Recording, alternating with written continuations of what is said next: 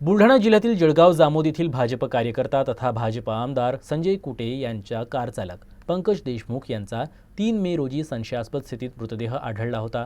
पंकज देशमुख यांच्या पत्नीनं ही आत्महत्या नसून घातपात आहे आणि या घातपातात राजकीय व्यक्तींचा हात असून संपूर्ण मृत्यू प्रकरणाची सीआयडी चौकशीसाठी मागणी केली होती, ज्याला साथ देत सर्व पक्षीय नेते आणि कार्यकर्त्यांनी जळगाव जामोद शहर बंदचं आवाहन केलं, ज्याला प्रचंड प्रतिसाद मिळाला।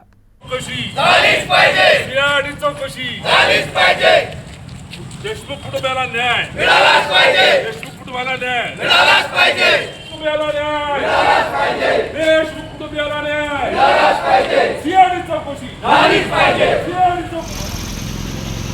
शासनाने आता वेळ आलेली आहे कठोर कारवाई करायची। स्थानिक पोलिसांनी जो ढिसाळपणा केलेला आहे त्याच्यावर कोणाचा विश्वास तपासात राहिलेला नाही आहे। आता ही चौकशी सुनीताताई देशमुखांनी जी म्हटलेलं आहे की सीआयडी माध्यमातून झाली पाहिजे, ते अतिशय रास्त आहे। ते केल्याशिवाय खरं तपास होणार नाही, तपासातून सत्य बाहेर येणार नाही। त्यासाठी वाटेल ती किंमत मोजायला आम्ही तयार आहोत। आंदोलनाची तीव्रता याच्या पुढे वाढली तर चालेल आणि हा लढा आम्हाला माहीत आहे, हा लढा मोठा करावा लागणार आहे आणि हा लढा अनेक दिवस आम्हाला लढावा लागेल, पण आम्ही थकणार नाही, हा लढा लढणार आहोत।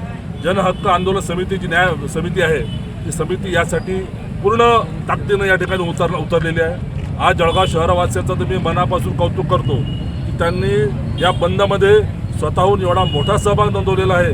ऐतिहासिक असा बंद आमच्या इतिहास आम्ही जो 30-35 वर्षांमध्ये पाहतोय, एवढा कडकडीत बंद हा मी पहिल्यांदा पाहतो। शासनाकडून माझी एकच अपेक्षा आहे की त्यांचा जो तपास आहे तो सीआयडी कडून आणि निपक्षपातीहून सत्यातून यायला पाहिजे, जे पण आहे, किंवा या संदर्भातले काही समजा जे आहेत पुरावे ते नष्ट करून नाही झाला पाहिजे, पुराव्यासकट सत्यातून जे प्रकरण आहे ते समोर आलं पाहिजे।